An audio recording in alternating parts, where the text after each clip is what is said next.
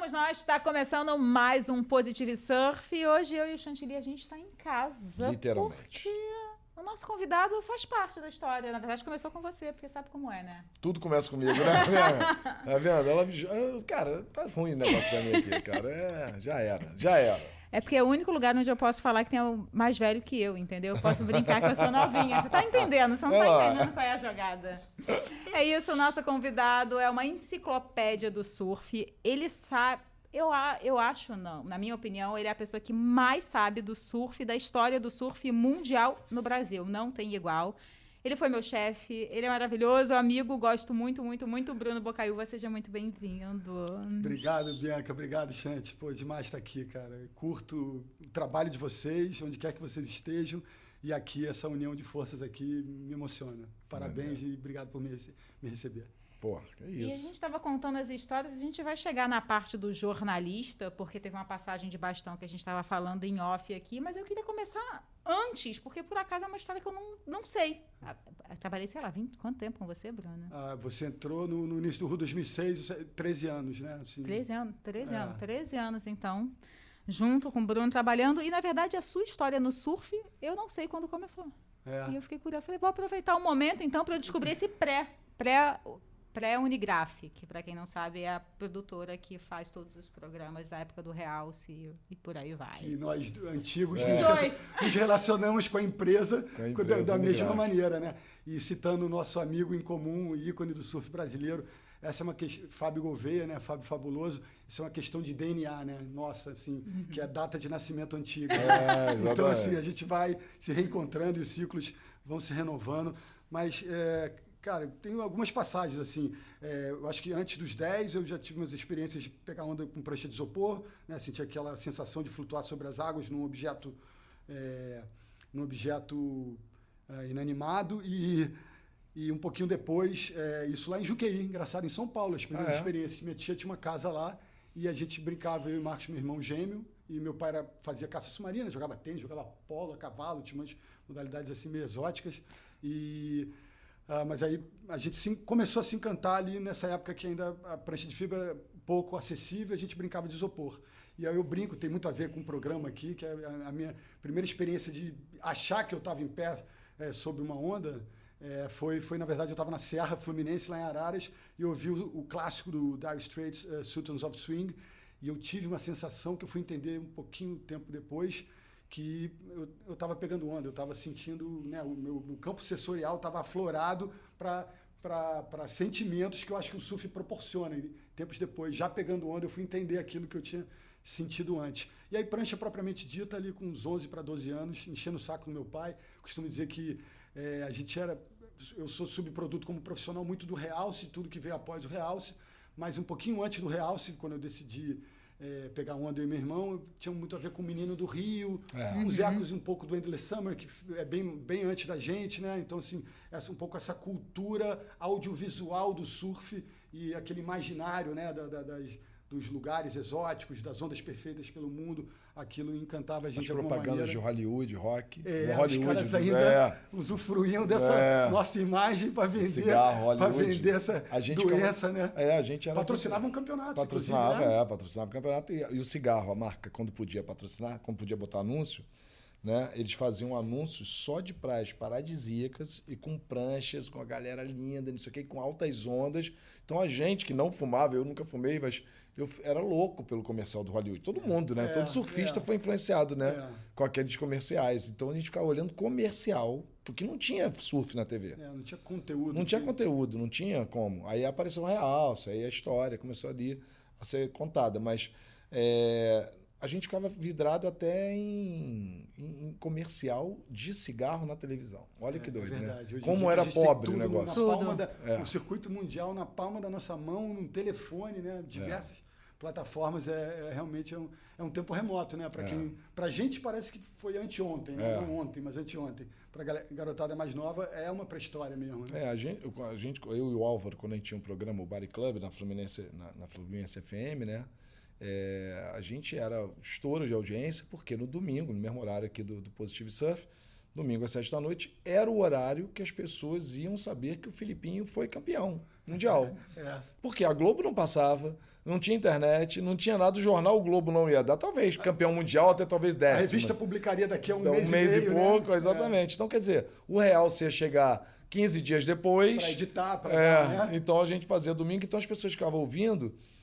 Vamos dizer, eu estou exagerando porque o Filipinho, sendo bicampeão mundial, ia aparecer em qualquer lugar. Mas um campeonato em Portugal do Fabinho Gouveia, que o Fabinho, sei lá, ganhou, ninguém ia saber, a não ser a família do Fabinho, que o Fabinho ia ligar para eles. Mas a gente tinha a notícia e a gente era informação. Então, quer dizer, isso há muito pouco tempo atrás, né, cara? É muito doido. E foi essa evolução toda que veio moldando a gente, né? E a música uma evolução que vocês fizeram parte, né? Porque em termos de informação, vocês acompanharam tudo isso, né? Do que pra gente hoje em dia tem essa normal. questão, fizemos uma transição quase profissional, acabamos de nos dar conta disso, né? O Chantilly estava saindo da empresa, né? Que era assim, o Realce, o primeiro período clássico do Realce é 83 a 90. E a partir de 90, alguns projetos, né? Entre eles o On-Back da MTV, que o Chantilly era editor de outras modalidades, não surf, e eu comecei a ser o estagiário de outras modalidades sem ser surf, né? E enfim, a gente se cruzou muito nessa época e nos conhecemos e nos encontramos pela vida nesses últimos 30 anos, muitas vezes. E o jornalismo entrou... Você sabia exatamente o que você queria quando você fez jornalismo, Bruno? Não, porque assim, eu não consigo imaginar você longe do surf. Que não seja trabalhando com surf, que é quase que assim, eu gosto disso, é isso que eu vou fazer, e parece quase que escrito. Você começou assim no jornalismo? Não, na verdade, sim, já pegava onda e quando eu percebi que eu era maroleiro, pouco atirado, pouco técnico, pouca habilidade, eu fui percebendo que a minha geração era melhor do que Mas a gente gosta de ficar dentro d'água, né? Aí eu falei, cara, eu tenho que imaginar uma maneira de me perpetuar nesse ambiente, mas aí fiz umas escolhas. Primeiro eu estudei design antes de estudar jornalismo, porque eu achava que desenhava bem. Toda a minha família tem dotes artísticos interessantes, mas na faculdade eu percebi que tinha gente muito melhor do que eu, dei uma brochada assim, e aí tranquei a faculdade, fui para Portugal. Minha avó tinha um conhecido que tinha um hotel em Portugal, trabalhei lá no Algarve no hotel, depois fui fazer um mochilão pela Europa, e ali eu me encantei, minha mãe me mandou, você vê como é que é coisa antiga, né? A gente ainda escrevia carta nessa época, eu mandava carta para meus pais, recebia de volta. Carta meus postal. amigos mandavam fita cassete gravada, que a galera não tinha paciência de escrever, então se reunia às vezes para uma bagunça lá e fazia fitinha cassete para me zoar. Já era moderno isso, eu nunca recebia. Imagina, você gostou, você tá viajando. Eu fui operador de telex nesse hotel, sério? pré-fax.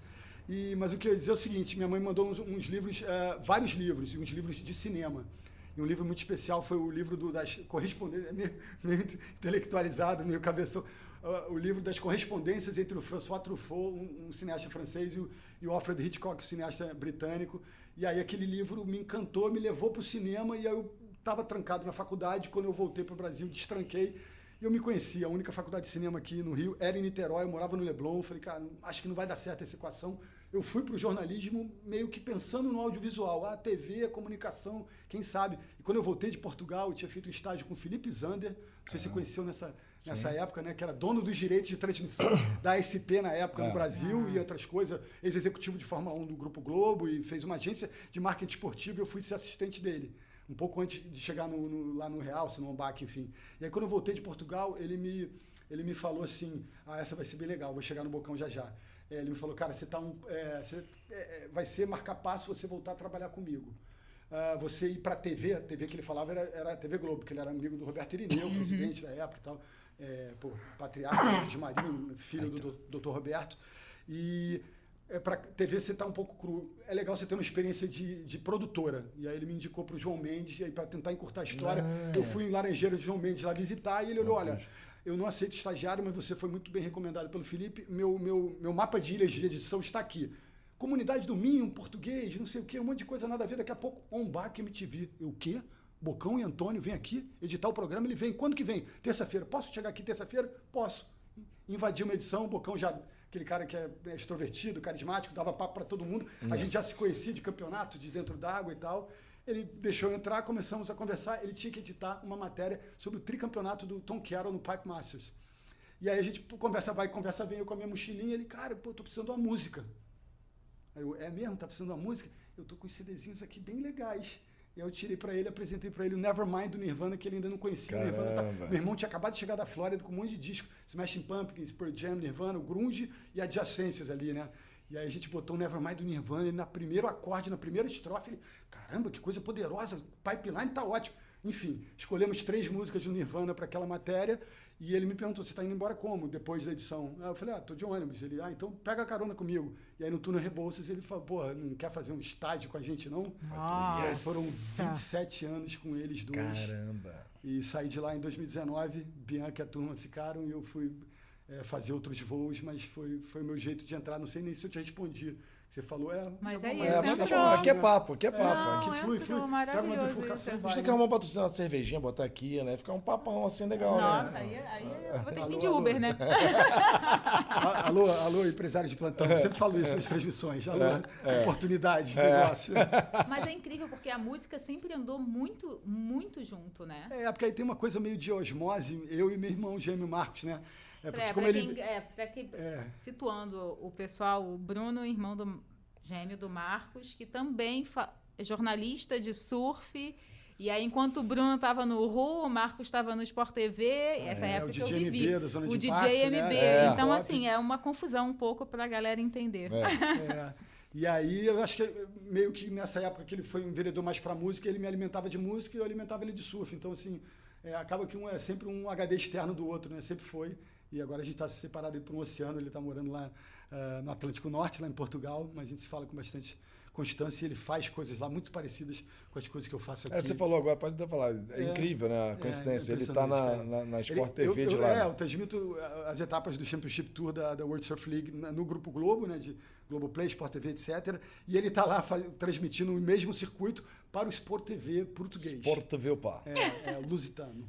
Nossa, isso é muito incrível. E nesse processo todo de o OnBac, Unigraf e tudo, sempre foi esse HD? Que sabe tudo de surf? Wikipédia, a Wikipédia do surf. Eu teve uma vez com o Cid De onde Robb, vem esse conhecimento? Porque é maior do que o do Bocão e do Antônio, então não dá para dizer que você aprendeu com eles. Porque... mas assim, se eu não aprendi com eles, eu devo a eles a oportunidade desse mundo se abrir para mim de trabalhar maneira, com né? isso. Claro que, assim, eu agradeço a eles e eu enxergo meus próprios méritos na questão, né? Então, assim, uma vez em Portugal, acho que em 2014, teve a festa de despedida do CJ Hobgo, do campeão mundial de 2001. A gente, um pouco antes de começar, fiquei trocando uma ideia com ele, a gente já se conhecia há bastante tempo, e aí a gente começou a revisar alguns fatos da vida dele, que estava passando no filme. Aí, não sei o que, não. Aí eu tirei terceiro naquele. Não, aquele ali tu tirou segundo. Isso é surreal. Ele fala isso com o cara. Fucking Google, man! Ele corrige então, o personagem. Eu acho que a gente brincava nisso, né, Bianca? Eu sou muito curioso e, assim, tive a sorte também de ter pais privilegiados, que tinham uma situação socioeconômica bacana e cultural também, né? Eu sou somatório de uma mãe psicóloga com um pai professor de direito e procurador da justiça. Então, meu pai tinha um dom da oratória, né? Então, dentro de casa, eu sempre observei... Isso é uma coisa que é muito forte em você, né? Eu fiquei assistindo a final ali do Filipinho e você, cara, é realmente assim... A gente trabalha com comunicação, mas você fala de uma maneira que é especial, cara. Você realmente você fala, você tem um dom para a emoção aí. Da oratória. Não, mas é verdade, cara. O dom teu que você tem, isso é uma coisa que a gente nasce com, né? Amanhã eu tenho uma palestra para fazer, eu nem preparei. Eu vou chegar lá e na hora vai dar o estalo e eu falo para 10 mil, 5 mil. É meio doido. Fiz uma palestra em inglês. Eu falo inglês... Né, eu falo que meu inglês é truck driver English, né? Inglês de caminhoneiro. Chega longe. Mas é isso, e a gente se vira. Mas você tem realmente o dom de falar, de não se perder. As transmissões realmente no Sport TV estão no outro patamar. Eu fiquei assistindo ali e fiquei muito impressionado. Obrigado. Porque soma também o conhecimento, né? Quando a gente fala de transmissões, agora dando um super pulo, mas já chegando no estágio atual do surf, depois a gente até volta... O surf ganhou proporções que a gente não imaginava.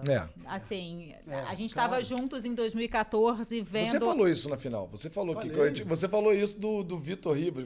A gente fazia churrasco quando os caras tiravam quinto lugar numa etapa. Numa etapa. No final, no título mundial. Não, me lembro do Parem as Máquinas porque fez quartas de final do Bocão. Eu peguei essa época no RU, que o Bocão, daquele jeito do Bocão de ser... Ele mandava, agora, parem as máquinas, fulano foi pra semifinal. E ele deixava a gente tão ansioso, que falava, meu Deus, meu Deus, meu Deus.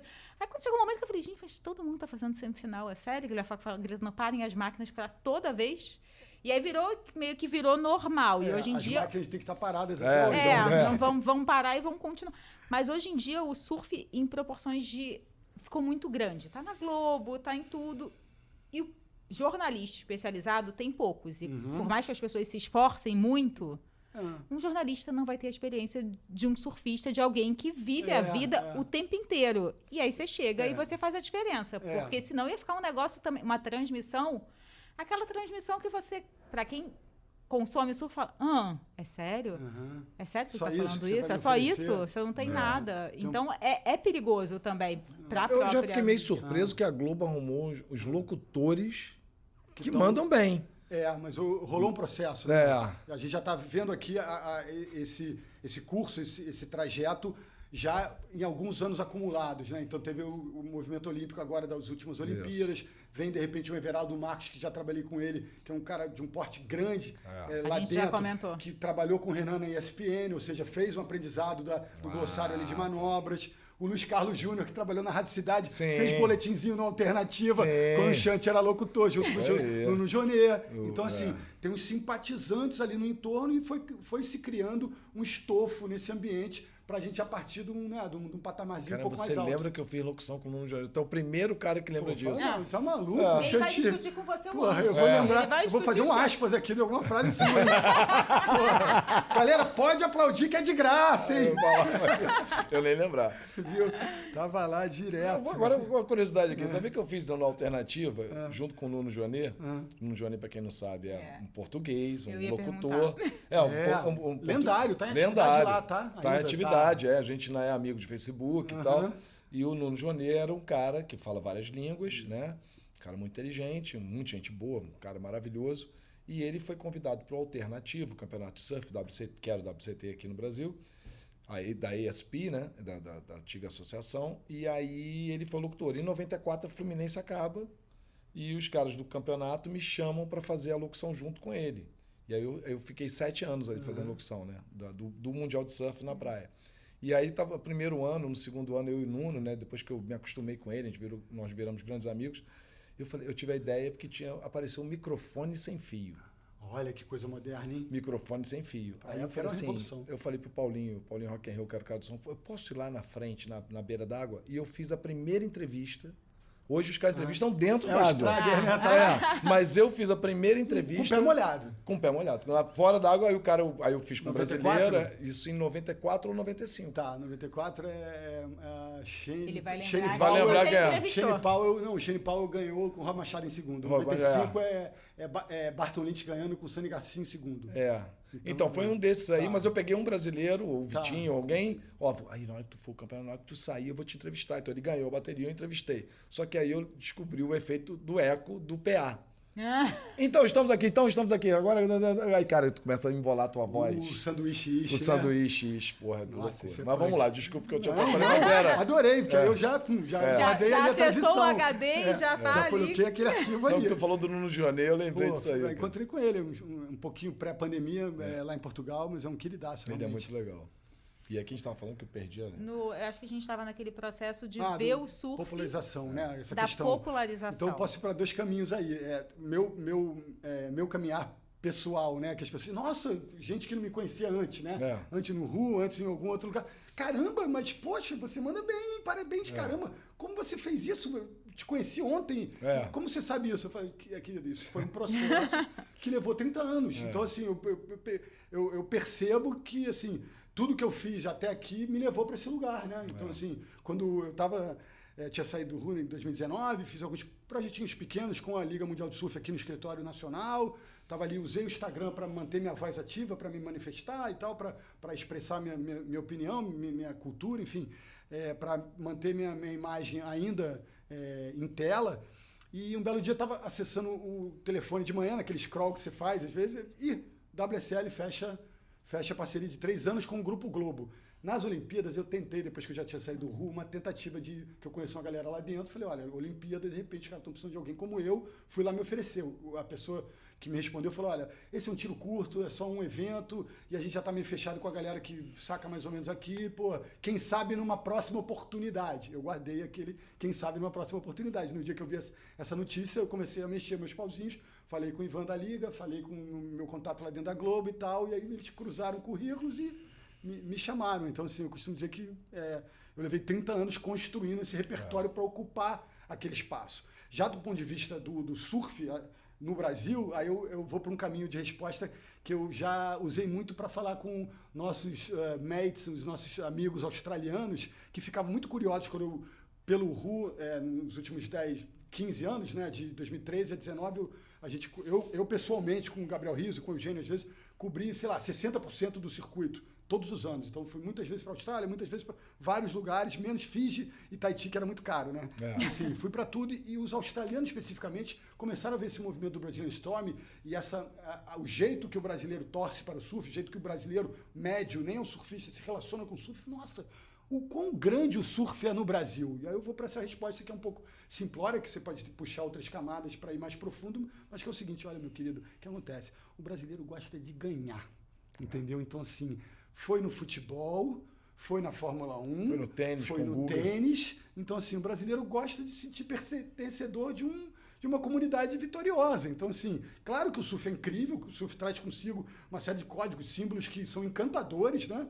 Assim, pô, sou suspeito para falar, né? Escolhi esse caminho para viver. Então, mas aí, na medida que você soma todos esses elementos, esse ambiente, essa narrativa, e de repente, pô, somos vitoriosos, ganhamos dos gringos, dos tão famosos gringos, vamos, né, espizinhar o complexo de vira-lata numa modalidade que tem tanto a ver com o ambiente talvez internacional, né?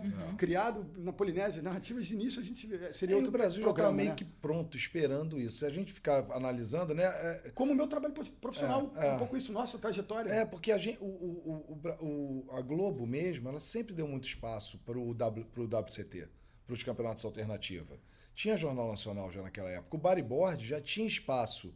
Quando o bodyboard explode e começam as garotas a ganharem os campeonatos, eles dão espaço dentro da TV Globo. Altos projetos, né? O surf... Bliss, né? Da Nestlé, gigantesco. Grande patrocínio, Cachemir Bouquet. O Castelinho, quando construiu-se o circuito brasileiro de bodyboard de 88, se eu não estou enganado, que foi o primeiro, ele construiu um castelo de areia. Na areia, construiu um castelo na areia, né? Não era de areia, era um castelo na areia. Então era um castelo, você chegava num castelo na praia, então era um negócio impactante. Era um castelo. Era muito legal. E eram grandes patrocinadores, e tinha mídia na Globo. Então a Globo estava sempre pronta para aquilo ali. Era um esporte que entrava tranquilamente. Mas chegava no Mundial, infelizmente, o Fabinho, o Teco, o Vitinho e os outros, eles não ganhavam. Eles ganhavam alguma vez ou outra. Mas você sabe que tem uma coisa anterior a esse processo, na verdade, se a gente for investigar, sempre que a gente faz mais perguntas e, né, chafurda ali. Exatamente. Eu ia para essa geração. O Rico tinha um logotipo. Enquanto a geração paralela à geração de Rico, de Bocão, de Otávio, de Daniel Friedman, era Sean Thompson, Peter Townend, Rabbit Bartholomew, essa galera, se você olhasse para a prancha desses caras nos anos 70, de todos eles, dos dois grupos distintos, o Rico tinha o patrocínio da Globo, o Daniel Friedman tinha do Guaraná Brahma, o Pepe tinha do Jornal do Brasil, o Otávio Pacheco tinha daquele jeans US Top, ou coisa que eu falo. Se olhava para o Rabbit, os caras... Tinha um adesivinho ali, ele ganhava um calção, ganhava uma roupa de borracha, mas ainda não tinha nem adesivos na prancha. Então o Brasil, no surf profissional, ele ensaia uma partida que é uma partida quase em igualdade de condições. Só que aí o circuito é de língua inglesa, o circuito era caro para os brasileiros, o surf era encarado como uma moda de verão pelos publicitários. Então, era coisa de maconheiro. Exatamente, é uma coisa estigmatizada por drogado, vagabundo, que só quer ficar na praia. Então a gente teve que ver, a gente saindo da ditadura militar, então tinha todo um panorama que não favoreceu muito essa entrada no circuito mundial. E como o Xande estava dizendo, isso só começa a acontecer de uma forma mais sólida, né, permanente, com o Fabinho Gouveia, com o Teco ali em 88, com o Alfio Lainado da Hang Loose como patrocinador. Agora eu vou dar um projeto de médio e longo prazo. Esses dois meninos aqui vão viajar, tanto que o o Fabinho, né? Eles foram escolhidos a dedo para foi um casamento assim, orquestrado mesmo, né? O Fabinho não falava inglês, o Teco tinha morado na Califórnia, estudado inglês, era um garoto pronto para vencer, enquanto o Fabinho era um talento bruto ainda precisando de lapidação. Então esse casamento rendeu esses frutos que acabaram assim desenvolvendo então esse processo, esse estofo que eu criei como repertório pessoal para estar onde eu estou, de alguma maneira, o surf brasileiro também criou. Só que não chegava na vitrine maior de todas, né? Esporte Espetacular, como você falou na Globo, deu espaço para o surf ad eterno, praticamente. Só que com uma coisa meio exótica ali, né? Não, aquela e faltava daqueles caras. Faltava ganhar.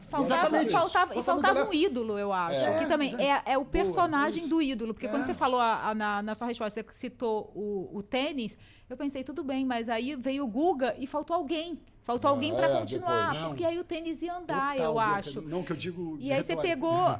Você vê, tem o Gabriel no momento que não estava bom de ídolos para o Brasil, porque o futebol estava acabando. A sensação que eu tenho é que eles vivem procurando ídolos, assim. Tipo, cara, quem vai carregar esse país? Eu sempre digo e vou repetir agora aqui, porque o contexto é perfeito para isso.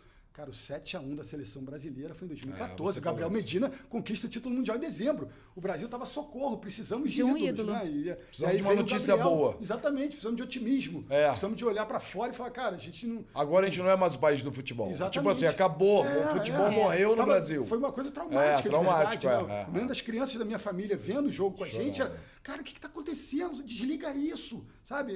Emocionou do ponto de vista negativo, traumatizou aquela turma. O Gabriel surge nesse momento, então assim...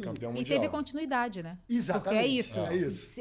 E você consegue variar. Vem o Gabriel, agora tem o Adriano, agora tem o Ito. Não, 7/9, né? Foi a tua frase. É impressionante. E você pega o... E o Gabriel tem um diferencial que eu acho que o Gabriel ele vai para um pop. Aí ele encosta em fulano, aí ele encosta... E aí ele vira o Gabriel, não é só do surf. Todo mundo conhece o Gabriel. O Gabriel vira... popular, assim, a avó viu que hoje o Gabriel surfou, você fala, gente, mas nunca viu surf, mas você sabe tudo que o Gabriel tá fazendo.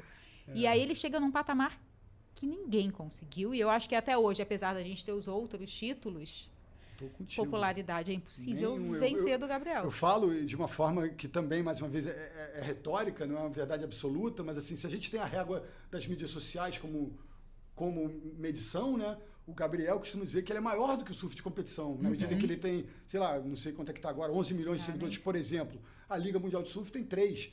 Para chegar nos números do Gabriel, você junta a Liga, o Kelly Slater, o John Flores, e pega um troquinho ali, de repente, de um Griffin Colapinto aí, de um atual ícone. Sabe a única vez que eu estava pensando aqui, a única vez que eu encontrei o Gabriel foi no programa do Serginho Grossman. Eu, empresário do Rapa. Olha para onde o cara já foi, um dos convidados era o Gabriel Medina. Aí eu tô aqui pensando, falei, cara, quanto que eu só encontrei ele naquele dia, né? Numa tarde, que é a gravação do programa na quinta-feira, quarta-feira. E aí eu tava com o Rapa, eu era empresário do Rapa, e a gente tava ali nos bastidores naquele auditório que eles têm ali atrás, esperando, aí chega o Gabriel e tal, não sei o quê. Aí eu falei, comecei a trocar ideia com ele e tal, não sei o quê. E comecei a falar de surf com ele, ele ficou assim, mas tu é empresário do Rapa? Eu falei, não, mas tal. Eu acho que assim, a construção dessa popularidade tem um pouco de escritório de marketing e tal, mas deu liga, né? Assim, não é uma amizade fabricada assim. Ela foi indicada, mas ela foi construída na base de sentimento. Ele é amigo dos caras de verdade, então ele tem proximidade. E ele é esse ícone de uma nova era do surf. Tem gente que o surf que é preconceituosa, eu tento me desconstruir desse preconceito, desses códigos nossos que nos nortearam durante muito tempo. Porque o cara não ouve música de surf, o cara não se veste como surfista. Cara... E aí, sabe, isso é tão relativo, né? Assim, hoje em dia, todo mundo pode ser tão eclético. A gente é de uma época, talvez, quando eu olho para o Chante aqui, não olho para a Bianca. Ela é mais garotinha na nossa frente. Então, a gente é de uma era um pouco tribal, né? O surfista não se mete com não sei quem, que não se mete com o cara que é hippie, com o cara que é punk rock. E eu sempre gostei de meio frequentar outros ambientes. E eu também não gostava daquela coisa do surfistinha engomadinho, querendo se vender pro mercado, não. Eu sempre gostei dos caras mais rebeldes, os caras com personalidades mais histriônicas ou mais polêmicas, enfim. Mas falando sobre o Gabriel especificamente, eu acho que ele é esse surfista de uma nova era e é um esportista do alto desempenho que ele já gravita em todas as modalidades na cultura pop. De maneira geral, e hoje a molecada não tem mais aquele lance que a gente tinha, que era, eu gosto de rock. Então, hoje todo mundo ouve tudo. Exatamente. Hoje o cara ouve sertanejo, ouve pagode, ouve rock, vai no show do Rapa, mas vai também no show de repente, do Pesadinha, do não sei o quê, e vai viver a vida. Exatamente. Eu acho que eles não são tão assombrados por esses, né, esses estigmas, essas paredes que a gente vivia meio encaixotadinho ali, né? Não é, você é dessa tribo? O que você está fazendo ali, cara? Você não pertence àquele lugar, não. Pertence onde eu quiser, até também né? porque a raiz aí que a gente teve hoje um papo sobre isso é um pouco das nossas raízes de tanto preconceito que a gente tem em todos os níveis. Exatamente. É uma estrutura escravocrata, colonialista, blá, blá, blá, né? Então a gente foi se construindo com esses preconceitos, com esses estigmas, raciais, né? de gênero, e a gente até isso. para com a gente mesmo, né? Quando a gente olhava, o gringo era, olha, o gringo, até hoje eu não uso essa expressão já tem tempo, só quando eu era adolescente. Onda gringa não, meu irmão, tem onda boa em qualquer lugar. E assim, que a prancha é gringa não, a prancha tem... Alguns dos melhores shapers do mundo estão no Brasil, ou se não estão no Brasil, são brasileiros que estão lá fora. Tipo Márcio Zove, Paulo Tchanadu. Tava falando pra Bianca, eu estudei com ele. Nós estudamos juntos. Falei, vamos eu sempre entrevistar. falo, carioca, tijucano, hoje em dia, reside em Encinitas, na Califórnia. 1000 anos. Você foi pra lá 1000 anos. Fina demais. E, eu e ele organizamos o primeiro campeonato de surf do Cefete do Maracanã. Nossa! Eu e ele. Isso aí. Tinha amigo dessa época. Alô, Sharpai, alô, Califórnia. Manda Eu pra acho gente. que ao invés de a gente fazer a entrevista com ele virtual, acho que a gente deveria ir para Califórnia. Boa Eu ideia. só vou deixar essa ideia Essa aqui dica no aqui pra momento, rádio. porque a gente precisa. Markson, 2 passagens, por favor. Olha, a Tami não tá aqui, viu? A Tami perdeu a Se quiser, oportunidade. Ia falar que quiser é o um momento auxílio de digital. produção, tá? Fique à vontade, tá conhecendo uma turminha lá. Aproveitando esse gancho do momento que a gente sonha, quando você fala de jornalista de surf, você imagina que só o lado bom, enfim. E tem o lado bom, e eu vou falar do lado bom. Você comentou aí que você viajou quase o circuito mundial. 60% do circuito mundial de surf você cobriu durante... uma década quase. 10 anos. Queria que você contasse essas experiências, porque, na verdade, você chega num lugar, acho que onde todos os fãs do surf gostariam de chegar. É muito prazeroso, assim, mas como você falou, não tem glamour nenhum, né? Você bem sabe. Não tem glamour nenhum. E quando você está no... Assim, o que acontece na minha equação pessoal é o seguinte, eu sou pai de família, tenho 2 filhas, mulher, a gente já tem uma vira-lata, coisas para arrumar, coisas para resolver. Quando você vai para uma viagem, você se dedica única e exclusivamente ao seu trabalho. Então você não tem mais ônus nenhum das questões familiares. Então, assim, era de fato, assim, etapa atrás de etapa, perna atrás de perna, era uma dinâmica de 12 a 14 horas de trabalho por dia. Pode ser intercalado com um ranguinho maneiro, pode ser intercalado com um visual maneiro, até com uma caidinha legal e tal, um encontro ali com os amigos, uma entrevista mais leve, sabe? Uma hora para olhar uma bateria sem fazer perguntas, só para olhar o surf propriamente dito, mas 12 a 14 horas permanentemente. Cansei de sair de palanque, principalmente a Austrália tem momentos mais marcantes, assim. Tipo, sair 2 horas da manhã do palanque, ninguém no entorno, porque a gente estava lá indo usufruir da internet para passar as imagens para o RU. A gente na Califórnia, estava num apartamento uma vez que não tinha uma internet boa, a gente ia para uma rede dessas de cafeteria gringa, que eu não vou fazer jabá, porque não estão dando dinheiro aqui pro pode programa, fazer, nem pra porque mim. Starbucks libera a internet e a gente agradece. Não, sabe que a gente ficava, era o Starbucks mesmo. A gente ia pegar, ficava junto com os homeless, porque na Califórnia, homeless tem laptop. Né? Não, eu conheci o homeless que tinha um programa no YouTube, canal no YouTube, que ele falou, siga o meu canal, eu falo sobre a vida na rua, tem questões muito importantes, sociológicas, antropológicas. Então a gente ficava, eu e o Eugênio lá, editando, mandando material com a galera, com os homeless lá, que estavam do lado da loja Starbucks, fechada, mas o Wi-Fi continuava ligado. Então a gente ficava ali mandando. Então assim, não tem glamour, mas tem muita coisa boa, né? Porque eu escolhi esse caminho, então viver esse caminho. Eu costumo dizer, não existe lugar nem feio, nem desinteressante, principalmente no roteiro da elite. Às vezes no QS pode dar um tirinho errado ali, outro aqui, mas na elite, convenhamos, na época que eu cobria muito, começava em Snapper Rocks na Gold Coast Austrália e terminava em Pipeline. No meio do caminho tem Margaret River, tinha Rossegor na França, Ericeira em Portugal, Tressos na Califórnia, por favor, fala mais uma aí. Fiji, que eu não ia, mas tudo bem. Fui pro Tahiti com o bodyboard no ano 2000, então assim, só tem lugares mágicos que povoaram o meu imaginário quando eu era moleque. Então assim, eu gosto de me conectar com a cultura, né? Então eu chego nesses lugares, eu ouço a rádio do lugar, assiste eu ligo a televisão e fico ouvindo o telejornal do lugar. Então assim, eu tento me conectar, eu como a comida do lugar, sabe? Não me vem com arroz com feijão não, meu irmão. Eu quero entender ali aquelas nuances e também sentir os prazeres e os sabores. Não quero, trazer... A minha casa está lá me esperando, eu falo com a minha casa todo dia, com a minha filha, com as minhas mulheres, minhas filhas e a minha mulher. Mas, enfim, foi um período muito, muito rico, né? E poder exercitar essa bagagem e ter um pouco esse contraponto do contato com os caras, né? Entrevistar, conhecer pessoalmente, sabe? pô, o Mick Fanning não tem meu WhatsApp, mas se a gente encontrar ali, agora a gente vai parar e vai conversar sobre aquela... Mas e o lado ruim do trabalho também, do surfista babaca? Como é que também então não, tem, né? então, pô, aí você começa... Não é os ídolos que são desconstruídos. E tem os falsos gente boas também, né? Eu até brinco, assim, nem vou falar que é babaca não, mas, por exemplo, a minha relação com a Carissa Moore, por exemplo, talvez até a Bianca se lembre um pouco disso. Cara, eu tentava ser o mais profundo possível na abordagem, mas sem tomar muito tempo das pessoas, sabe? Eu ia imbuído, vou fazer uma boa pergunta, vou fazer 3 perguntas, que tem gente aqui atrás querendo trabalhar, que eu ia rato de coletiva, né? Eu sempre me colocava ali na frente de todo mundo, porque eu tinha um jogo de cintura ali. Mas a Carissa, comigo especificamente, sempre foi um lindo sorriso estampado no rosto. E aí, Carissa, how was it hit? That wave... I don't remember. Não me lembro. E o resto do campeonato was good. Tipo, sabe aquela coisa? A mulher me respondia às vezes 3 palavras. Então, depois eu fui aprendendo que eu tinha que estar engatilhado com 6 perguntas. Se eu fosse só com 2, ela ia me deixar no vácuo e outra pessoa ia vir atrás. Então, assim, eu sabia que ela ia ser monocórdica e eu ia ter que fazer 6 perguntas para você lá que estava editando, construir. The hit was good. Yeah, no, the waves were nice. Né? Então, aí você montando, você fazia uma frase completa, né? Então, assim, estou dando um exemplo, não é de uma falsa gente boa. Hoje em dia eu também relativizo essas questões, né? Quando você amadurece, você fala, pô, que babaquice, que coisa egocêntrica. Ela não é gente boa porque ela não me respondeu bem. Quantas coisas podem estar passando na cabeça daquela pessoa naquele momento para ela não me responder bem, sabe? Tira a tua importância desse jogo aí, meu querido, porque você está fazendo uma leitura um pouco torta. Então, por isso que eu estou falando.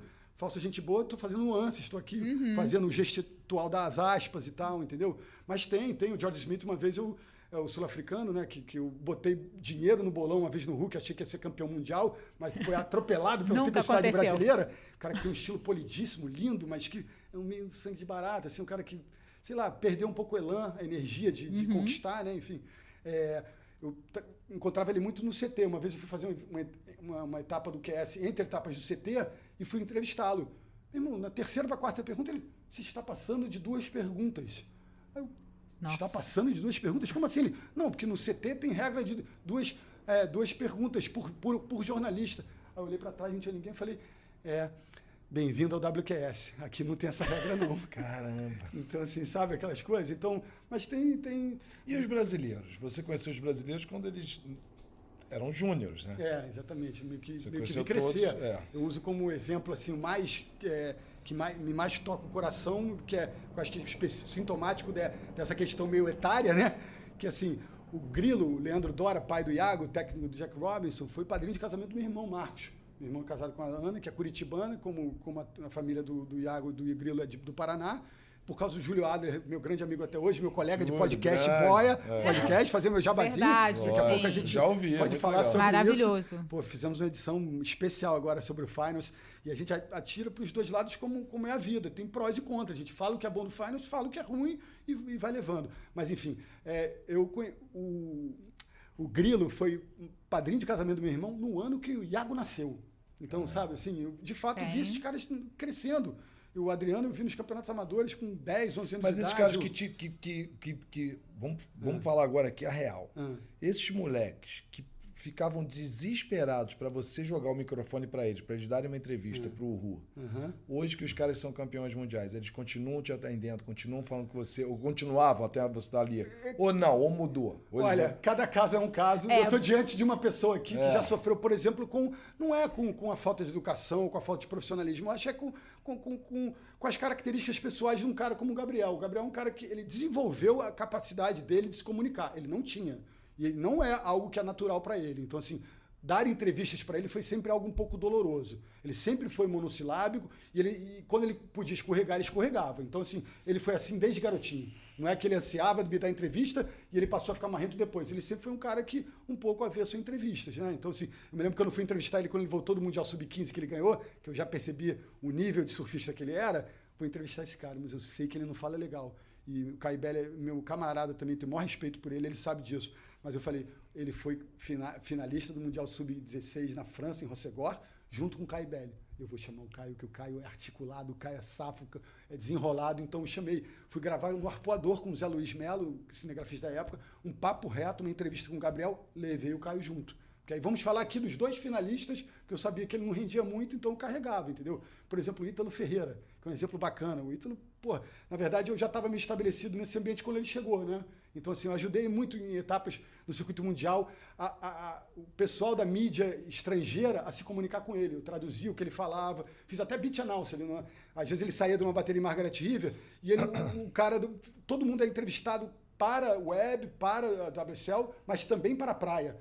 E aí ele ficava, meio sem saber o que fazer, porque ele não falava pouquíssimo. Então eu ia com ele, fiz uma vez assim, automaticamente, pensei, quer ajuda? Eu quero. Fui com ele, então eu ficava ali, às vezes, traduzindo ele para o cara que era o locutor de praia para desenrolar. Então, por exemplo, não tem muito tempo atrás, talvez no meio da pandemia, ele tinha um programa dele no off, o Parque do Ítalo.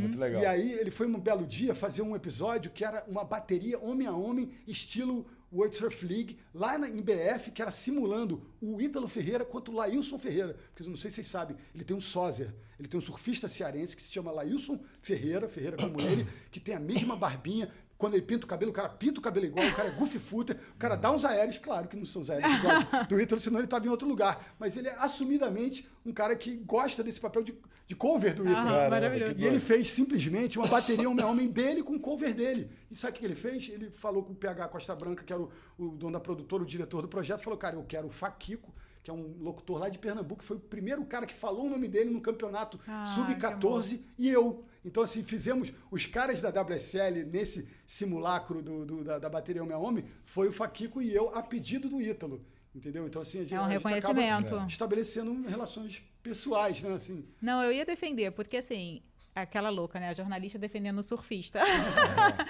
Mas eu entendo um pouco o lado... Assim, você é obrigado a falar, mas você não é obrigado a estar todos os dias com um sorriso incrível. É o lance então, da cabeça que eu te falei agora. Né? E aí, o caso do que o Bruno ia comentar do Gabriel. Ele estava indo para uma final.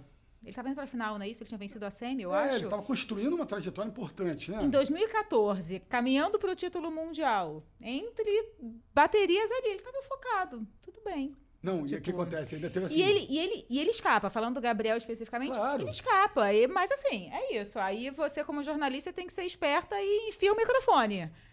3 palavras você vai conseguir? Tá, é o máximo que ele pode dar, tá tudo bem. Tá tudo bem. É isso, o Gabriel é isso. São 3... E tá tudo bem, gente, é o jeito dele. Ele se fecha mais com câmera e ele se diverte com os amigos. Uma vez o Vavá Ribeiro, do Kelly. É amigo pessoal do Kelly, a gente estava querendo uma entrevista com o Kelly em 2009 lá na Praia da Vila em Bituba. Né? O desespero, né? E aí o Papo Reto, né, que era o nosso talk show que eu fazia, e aí conseguimos, o Vavá conseguiu, ele não vai falar com ninguém que não seja gente. E são só 4 perguntas. Não, é aquela pressão, né? A gente em cima da pressão. Memória, essa é a realidade, sabe?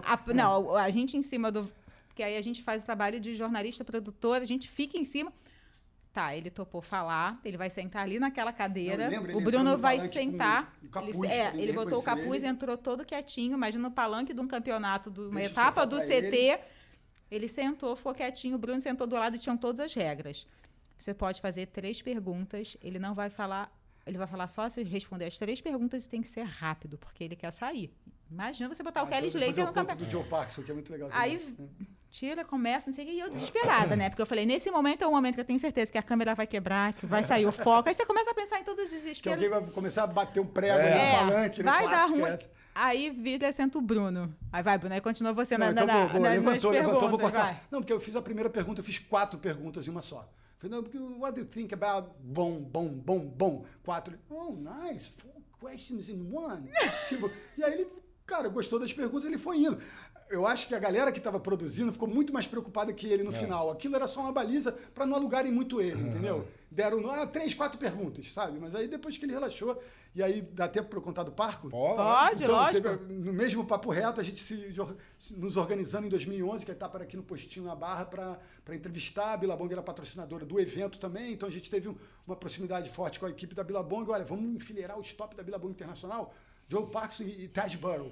Então vamos lá, faz o cenário. Deixa comigo que eu vou lá falar com os caras. Aí eu fui lá, Parco, eu queria fazer isso. O Tej, um amor, foi super tranquilo. O Tej, sorrisão. Lá de Margaret River, quando ele era moleque e tal, enfim, foi fácil, já topou na hora. O Parco, eu fui falar com ele, ele falou, sobre a bateria, hoje, mais cedo? Eu falei, não, vida e obra.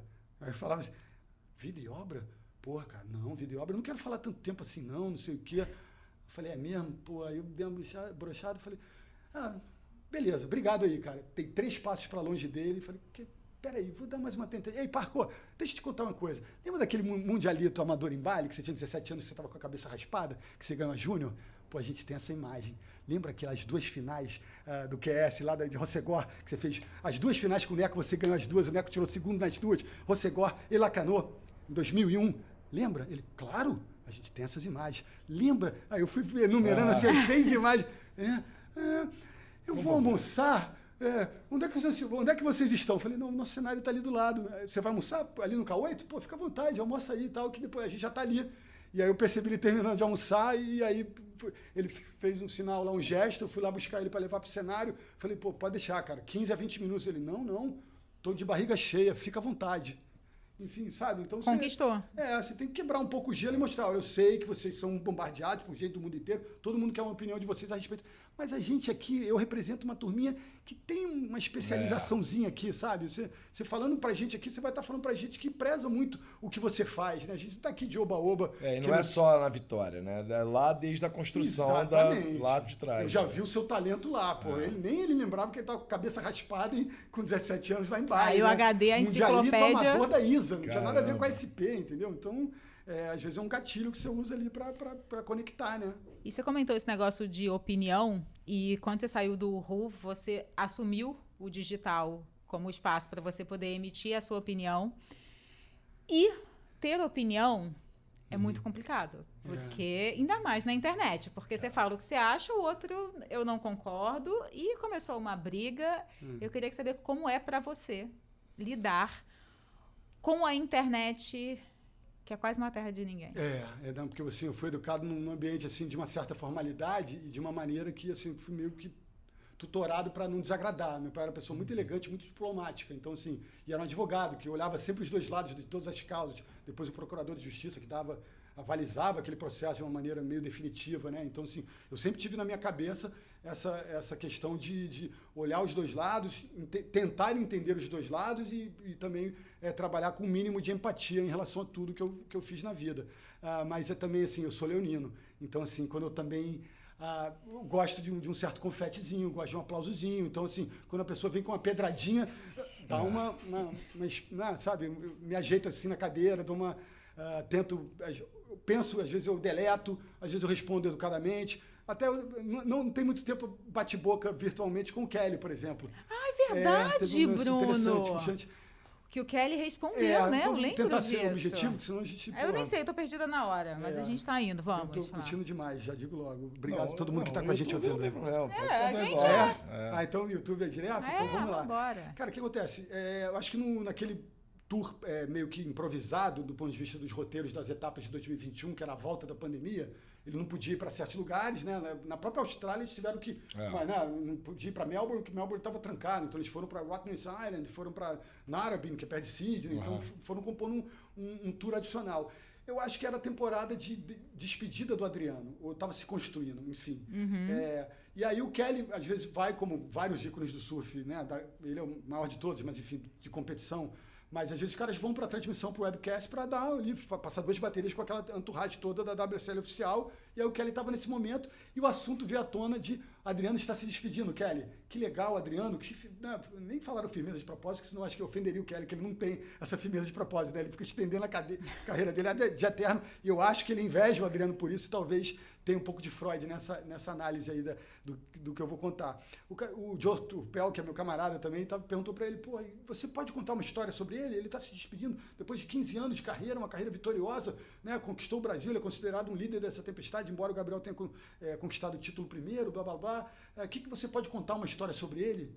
Chante, o cara contou uma história que aconteceu em Porto Rico em 2010, que eles estavam naquela época num wrestle tremendo, eles 2, e era uma coisa meio de prioridade, bateção de borda, palavras fora d'água depois, o Adriano não respeita, o Kelly é o babaca, umas coisas assim, umas subliminares e outras mais todo mundo olhando, com plateia.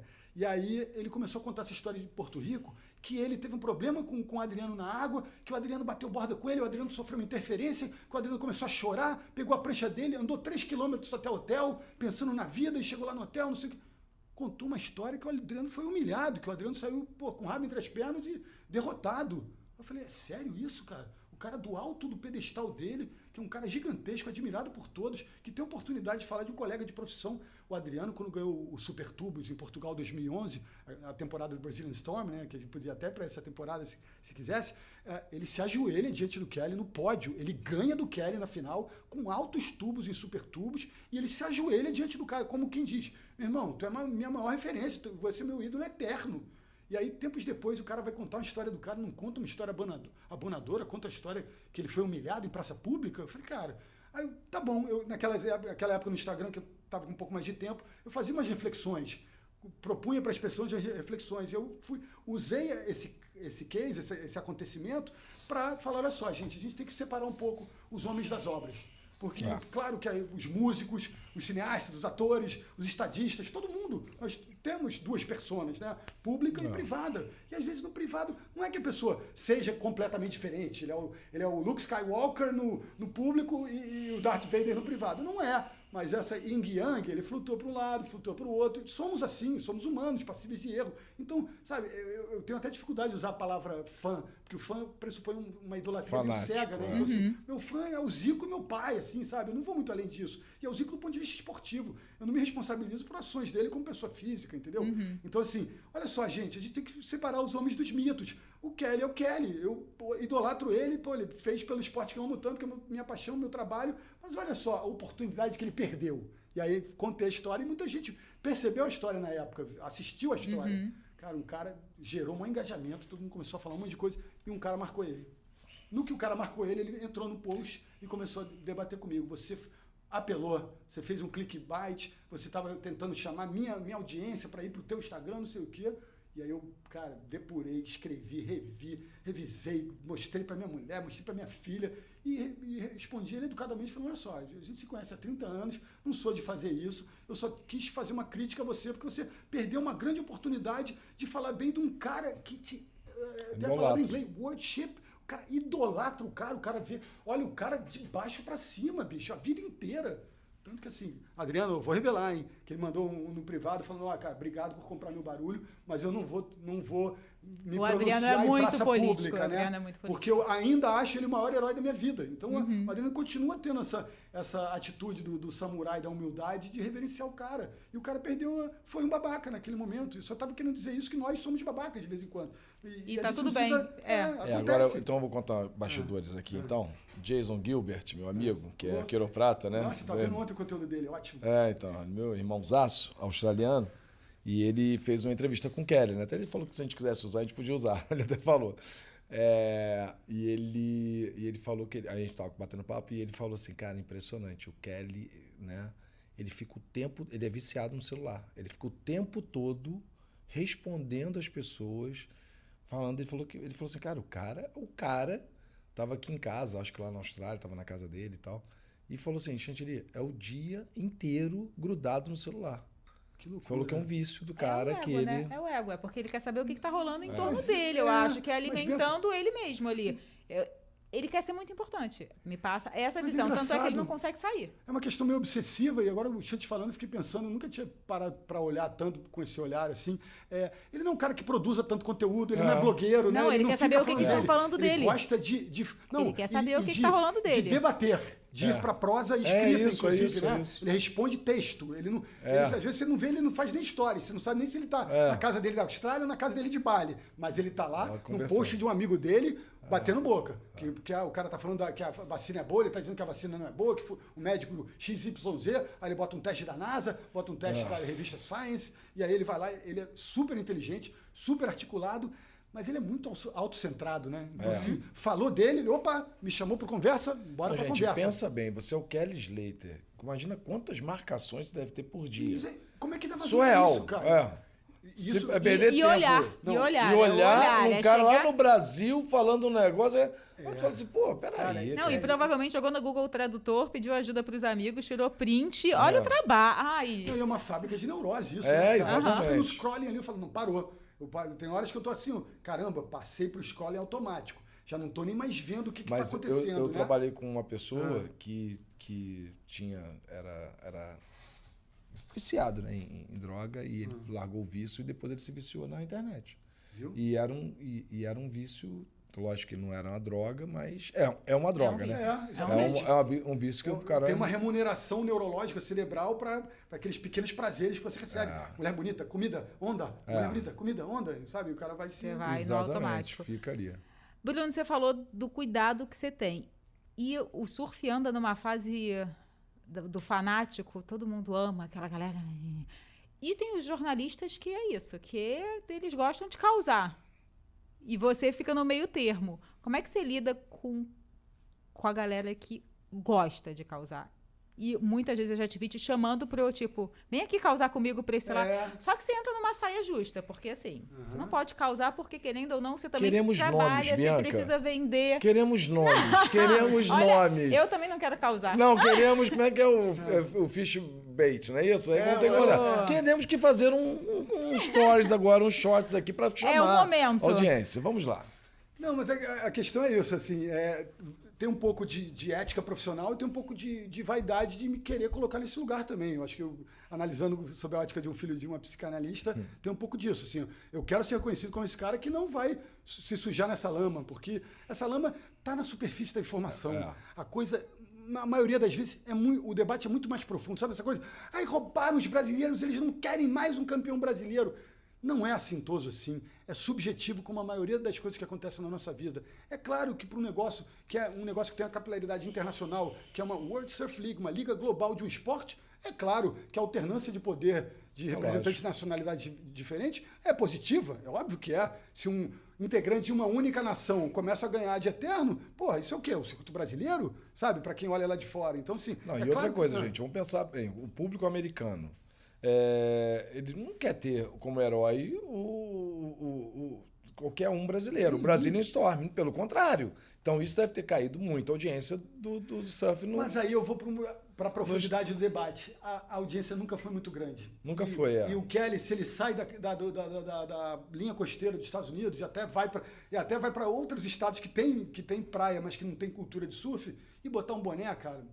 se ele for para Chicago, ninguém olha para ele. Vai falar, aquele surfista e tal, sabe? Beleza. Tem o NFL, tem o beisebol, tem muitas outras coisas.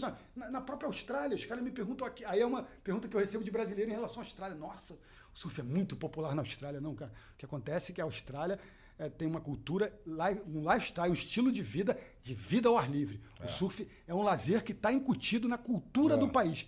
Mas o surf de competição é restrito a um grupo menor de pessoas que consomem aquilo. Então, assim, eu me lembro uma vez que eu conheci uns australianos na França, quando eu era mais moleque, naquele mochilão pela Europa, quando eu tinha 20 e poucos anos, e o cara idolatrava o Zico. E eu, how about Damien Hardman, Tom Carroll, os heróis da época? Não conheço, mas eu não surfo, eu jogo futebol. Falei, então tá, nem os australianos conheciam um ícone australiano, sabe? Então, assim, tem muito disso, mas a gente estava sobre a polêmica. Cara... eu tento sempre, não é ser... Hoje, inclusive, tem um cara... um cara mandou num post de algum amigo meu que eu respondi, até do Ader, nosso querido amigo... Vou aproveitar o momento para fazer propaganda. Aos Media, uma conta no Instagram chamada Aos Media, é a melhor fonte de informação do surf, porque o Ader... mais informativo, mais ágil. E é isso, é um jornalismo de informação e não é o jornalismo de oba-oba. Não, e não é o meu também, que é de opinião, de construção de narrativas culturais históricas. Os fatos. É informação. Ele tem isso. O calendário, a nota, o regulamento. Então, ele é muito astuto e bom designer. Tem também, né, o jogo de cintura de ter trabalhado no Waves, acho que pelo menos uns bons 15 anos. Então, ele é bem relacionado com todos os modelo de jornalismo que eu respeito, que a gente chegou a tentar desenhar um YouTube junto, que ainda não decolou, mas a gente se respeita e a gente troca muita ideia. E aí um cara num post dele que eu elogiei, que era relativo até ao Price Money, a premiação dos tops, o cara me mandou a seguinte, uma pérolazinha, uma pedradinha, mas uma pedradinha com uma pedra pequenininha, quase acolchoada. Apareceu aí o Ferão em cima do muro, me mandou. Que eu botei lá, olha, ele divulgou a premiação, falei, maneiro. Aí eu fui até irônico, coisa que eu nem uso. A ironia com tanta frequência. Falei, olha, a galera que recebeu, o Filipinho ganhou $200 mil, o vice-campeão ganhou $100 mil. Falei, que legal, essa galera não vai reclamar do formato, kkkk. Aí um cara botou embaixo, apareceu em cima do muro aí, não sei o quê. Falei, em cima do muro não, é quase que eu falo, eu não desço para esse debate. Eu não vou pra galhofa. De chegar aí, meu irmão, olha só, primeiro vai viajar um pouquinho, vai abrir a cabeça, vai estudar, vai ver um campeonato de perto, vai conhecer os caras, em vez de achar que essa torcida histriônica aí tem razão de ser, porque tem muita gente hoje em dia primeiro, não é jornalista, eu acho que hoje em dia nem precisa...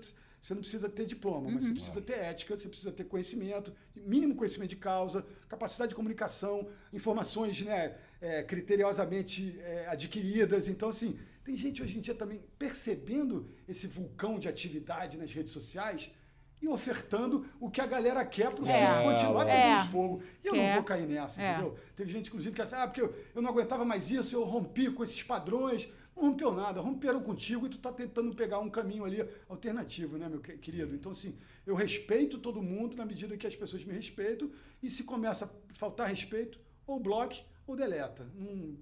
Já percebi que uma vez que eu entrei num debate mais acalorado, me faz muito mal. Me rouba saúde, tempo de vida. Então, assim, eu evito. Começou a ficar um negócio meio vocal demais, já, sabe, com um pouquinho de gosto de sangue, eu já... saio de cena e não tem o menor problema de sair. Agora, mudando aqui de assunto um pouquinho, eu tive uma conversa uns 15 dias atrás sobre um cara falando que o surf não vende. Uhum. E aí a discussão era essa, que o surf não vende, que tem que ser muito mais, porque você tem a transmissão, você tem o campeonato, mas os campeonatos não têm grandes patrocinadores, ainda são as marcas de surf, tirando o Brasil, né, que tem...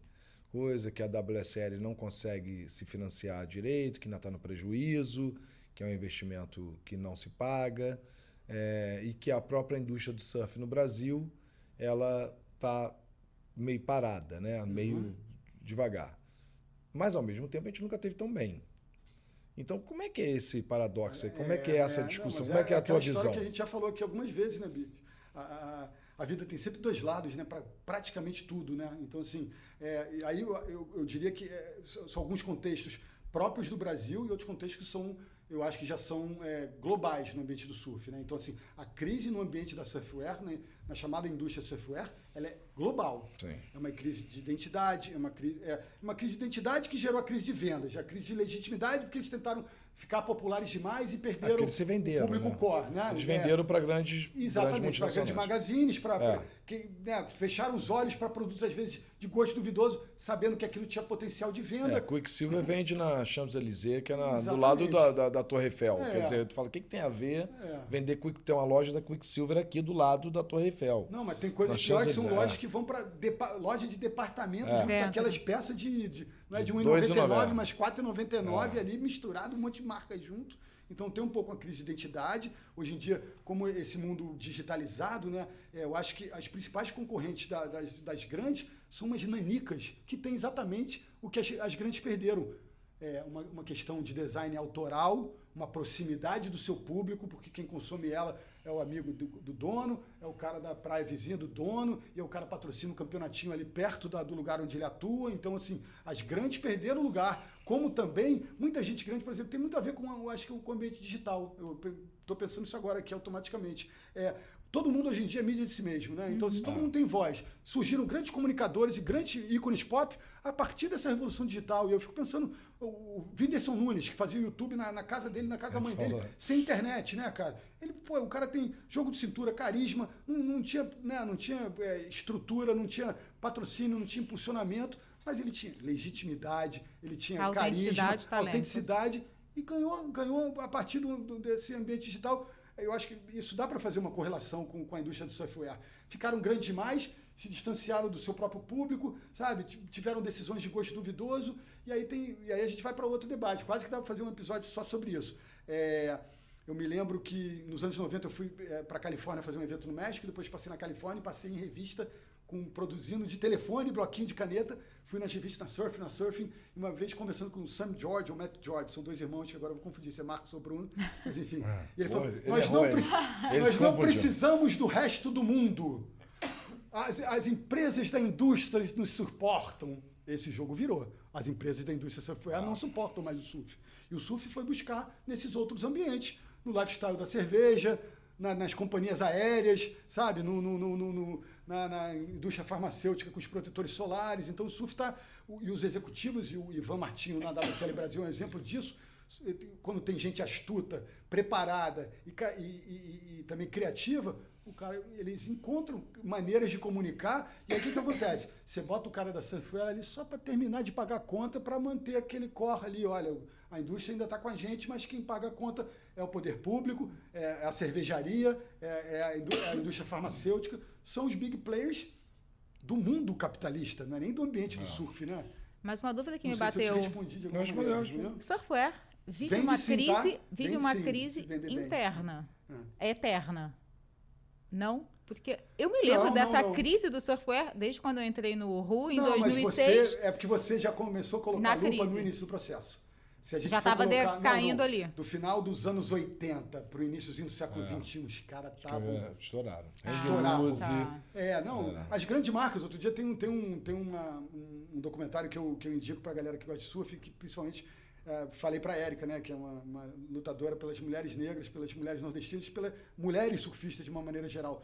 Tem um documentário chamado Girls Can't Surf, que é daquela geração de Pauline Mansur, de Elaine Beachley, de Frida Zamba.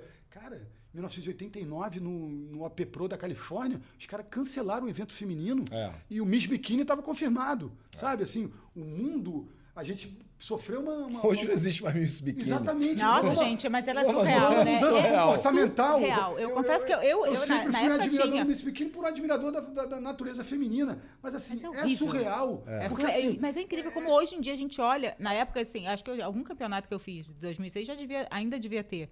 E eu olhava e achava, ok, as meninas vão desfilar de biquíni. E não dava atenção. Mas hoje em dia, cara, se eu acho que eu chego num lugar, vejo um Miss Bikini, eu falei, gente, não. Pelo amor de Deus. Alguém Bianca, tira essas calma. meninas. Médico te atendia fumando. Então o mundo exatamente. mudou. É isso. A poltrona do avião tinha o É, cinzeirinho ali. tinha o que você- cinzeiro. Quem não fumava, botava chiclete. Exatamente. Então, quer dizer... Como a gente, né? É isso. A gente O cara, tem que aceitar tu, essa tu evolução entrava no médico, o cara civilizatória, tava né? assim, ó. Jogava fumaça na tua cara. Isso era normal. O mundo era assim.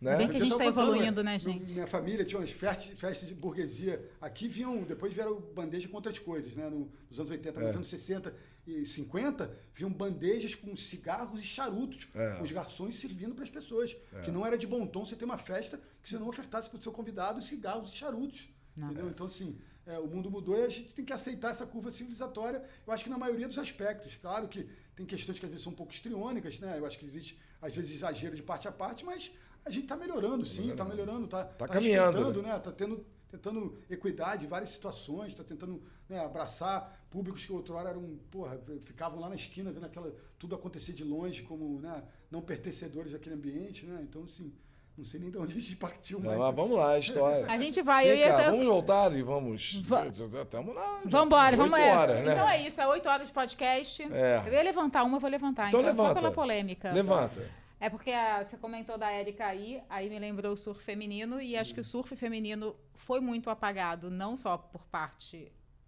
Não apagado, mas deixou de crescer na mesma velocidade, não só por parte de quem organiza o campeonato, mas também pela parte da mídia. E você, como mídia, eu queria que você falasse um pouquinho do seu posicionamento, como era naquela época, como é hoje em dia. Porque, assim... Eu sou fruto desse... Todos nós somos fruto do processo, de uma maneira ou de outra, né? Passiva ou mais ativa, né? Então, assim, eu fui sou de uma época e eu me comportava dessa maneira, mas aí a Bianca me conhece. Eu vou dizer uma coisa aqui e vai ter uma camada adicional que eu vou dizer, assim, ó. Às vezes, a maioria das competições femininas, quando eu estava na competição mista, eu brincava que era a hora do lanche, na hora de uma bateria feminina. Mas a Bianca me sabe que eu brincava que era a hora do lanche também quando tinha um surfista pangaré masculino. Então, a questão minha não era muito de gênero, era um pouco em relação à qualidade da performance, entendeu? Então, assim, mas... Porque realmente era muito diferente. Não. O surf era aqui masculino e o surf feminino era aqui. Era muito diferente. Hoje você vê um campeonato com as garotas, você vê altíssimo nível. É diferente, você está querendo ver um negócio... É a mesma coisa que você vê um campeonato de futebol hoje feminino, o nível subiu demais. Agora, 15 anos atrás, há 10 anos atrás, há 20 anos atrás, cara, era uma pelada que não tinha graça de ver, isso. Eu acho que o que as pessoas não percebem às vezes é que você precisa entregar um pouco mais de oportunidade, mesmo sem um ganho. Mesmo sendo... Para que esse processo Exatamente. aconteça. Mas eu acho que isso é uma consciência que exatamente. veio de 10 anos para cá. Exatamente. E sabe o que acontece? O Brasil está sofrendo no surf feminino porque aqui aí tem uma faltou. cultura machista que no O mundo CB Surf anglo-saxão hoje não reina. o CB Surf hoje é a minha premiação ou não? Então isso eu passo, E aí isso o cara, é não, mas o cara, ela não sabe dar um aéreo rotation que o cara dá. Mas ela daqui a um tempo ela vai dar. Você precisa dar mesmo as oportunidades para gerar o mesmo resultado e não é algo automático. Exatamente. Deu a premiação, olha lá, ela ganhou, pegou o dinheiro, completou o aéreo reverso. Exatamente. Claro que não, meu filho. Daqui a 5 anos, a processo. próxima, a segunda geração, a terceira geração vai estar arrebentando. Mas nesse momento, o surf feminino brasileiro tem um tremendo desafio, porque agora esse gap deu uma exacerbada. Por conta um pouco desse ambiente. Da falta de incentivo. O patriarcado, o machismo estrutural. O Brasil ainda está lidando com esses ossos, né, com esses cadáveres, ainda está depurando. E tem muita gente que rema contra. Então, assim, é um processo que ainda vai demorar um pouco mais. E a renovação da nova geração internacional ela é muito automática. Então, assim, sabe aquela coisa? Estava distante, se a gente botar a lupa agora, ficou um pouquinho mais distante. É papo para se resolver em uma década, assim, sabe? E isso com muito investimento, né?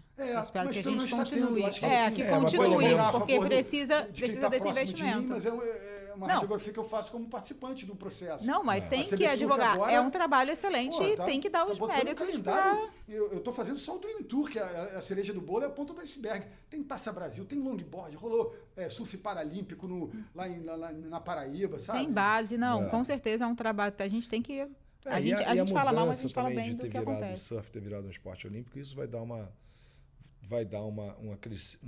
um crescimento, né? Vai crescer muito rápido também. Porque quando você tem o esporte olímpico, você tem investimento do próprio governo. E nada se compara ao investimento de uma máquina governamental. Nada. Exatamente. A medalha do Ítalo Ferreira, do Japão, ela representa 1000% de investimento a mais na Confederação Brasileira de Surf, logo depois, no ano seguinte. O investimento era 400 mil, passou a ser 4 milhões pela medalha de ouro. Sabe? Então, assim, é um processo eu não sabia que disso. você vai empilhando oportunidades e, como a gente falou, investimento. Mas agora olhando por outros esportes, você acaba alimentando sempre o que já está mais gordinho, né? Não, mais ou menos, porque você tem que criar, porque o esporte olímpico ele é base. Geralmente ele é focado na base. Então você, como confederação, você é obrigado. Aí o Teco já veio aqui, seria melhor falar, mas você é obrigado a investir em formação. Você tem dois o elite. Não, mas olhando como outro esporte, por exemplo, ele só ganhou isso porque o Ítalo já estava pronto. Se fosse um outro esporte, ou sei lá, se não consegue uma medalha de ouro, esse investimento cai. Então, assim... Ele não cai, ele continua mínimo. Então, mas aí é complicado, né? O esporte sempre precisa de um ídolo para abrir o caminho sozinho. O esporte é competição, dentro e também fora. Mas os esportes têm que competir. De um apoio. Ele precisa chegar lá. O Ítalo já estava pronto. Pensa bem, mas o atletismo brasileiro, que é o atletismo que é consolidado há 100 anos, sei lá, sei quantos anos. Já, né, a Olimpíada, a base é o atletismo. Você vê que os atletas olímpicos de atletismo não ganham dinheiro também, sofrem enormes dificuldades. Então não é que só virou esporte olímpico que vai resolver. Vai resolver, porque o Brasil é um problema. O Brasil é um país de problemas. A distribuição de recursos em qualquer área é confusa. E ainda tem toda a parte que a gente sabe de corrupção, exatamente, tudo isso, né? Que drena. Que acabam escoando esses recursos. E como a CB Surf estava também nesse ralo, né? Exatamente. Antes. Essa draga, né? Então, assim, é isso que a gente falou. De passar de 400 mil para 4 milhões, vai lá, 1 milhão vai para a base, 1 milhão vai para o feminino. Aí começa a distribuir essa história, porque a gente precisa manter essa máquina ligada para produzir novos talentos, né? Senão a gente perde. Para continuar com as medalhas. Tem o Campeonato Júnior, tem o ISA, tem não sei o quê, o Amador. Vai ter agora aqui no Rio, bicho. Aqui no Rio. Trabalhar, talvez, vai ser uma produção trilingue, inglês, português e espanhol. Vai ter o Mundial Júnior da ISA aqui. Cada equipe tem 12 participantes, talvez seja um papo de 50 equipes. Então, assim, nível mundial amador, que você deve ter ouvido falar quando a gente trabalhava junto, de 94, na Barra, que a galera ficava no Hotel Nacional de São Conrado, ia pro Tourão almoçar de micro-ônibus, abria a porta, era uma avalanche de moleque comendo o restaurante inteiro. O cara do Tourão, isso é engraçado falar, que o pessoal falou que, nessa época, falou que quando chegou lá a delegação, acho que australiana, quando o cara veio com espeto, né? Aí o cara cortou um pedaço, aí o australiano, não, eu quero tudo. Aí ele fez tirar a carne inteira, a picanha inteira, porque ele não sabia se o cara ia voltar, né? Só no terceiro ou quarto dia os caras entenderam que ele ia e voltava. Que era a vontade mesmo, né? Não precisava ficar tão preocupado. É isso, né? Eu quero te agradecer, Bruno, muito obrigada por ter vindo aqui conversar com a gente. Que legal, hein? Que alto nível, maneiro, hein? cara. Obrigado. E ano que vem, tudo certo? Contrato renovado com a Globo? Olha, não, como é que tá? de 12 em 12 meses, mas do jeito que terminou esse Finals, eu imagino que, ainda mais com a Olimpíada aí já no horizonte, né? O meu francesinho que eu preciso dar uma melhorada. Eu não morro de fome. Aí você deve ir, Não. Tô até brincando que eu vou me colocar à disposição, mas o comentarista geralmente fica no estúdio. Tá. Vai um repórter e um produtor, vai um repórter e um comentarista da casa. Eu sou como se fosse eu tenho um contrato de exclusividade com eles para os eventos do CT, mas eles têm material humano também que está no dia a dia do GE, de outros projetos da Globo relacionados ao surf. Mas também fazer um jabazinho. Além do Boia Podcast, que vocês podem ouvir nas principais plataformas de podcast. O Boia é você, o Júlio e o João Valente. E o João Valente. Surf Portugal, a maior revista da história do surf português. E o Júlio Adler, que é um intelectual do surf. Maravilhoso. Um grande abraço, eu adoro ele. É demais. Peguei onda com ele hoje de manhã no grupo. Aquele humor ácido dele. Nossa, feliz. Mas tá mais maduro. A escrita, a melhor escrita. Eu amo a escrita do Júlio Adler. Talvez global, porque se você traduzir para o inglês, ele ganha de todos os grandes gringos. Escreve muito bem. Tem que ser Nick Carroll, tem que ser uma turma muito grande para ficar com ele. Mas tá rolando no Globoplay também um produto que me dá muito orgulho, que é a história da Onda, né? Que é um projeto do Sport TV, capitaneado pelo Henrique Daniel, que fazia os programas do Medina no Off, e o Breno Diniz, que é meu parceiro, que também é comentarista lá, e que é produtor, jornalista do GE, do Grupo Globo, né? E eu fui pesquisador desse projeto, e são 4 episódios, talvez a gente tenha uma segunda temporada. Ele fala dos primórdios do surf, aborda a narrativa dos Cabalitos Totora no Peru, que é uma coisa milenar, aborda as questões polinésias, que o surf, como a gente conhece, ele vem da Polinésia, embora a gente tenha narrativas na África, no Peru, até na Ásia, na China também, de flutuar sobre as ondas que são anteriores, talvez, à Polinésia, mas a Polinésia é onde a coisa se desenvolve para o resto do mundo. Então, essa série A Onda está disponível, já passou no Sport TV e agora está no Globoplay. São 4 episódios. Vou assistir com certeza. Tem umas entrevistas, umas imagens especiais no Havaí, na Austrália, no Peru, e só com gente boa, não só as nossas estrelas do presente, como tem o Matt Warshall, que é o editor da Enciclopédia do Surf, tem uma galera muito boa, historiadores do surf, pensadores assim do surf, muito legal. Pô, show sensacional. Irmão, obrigado, hein?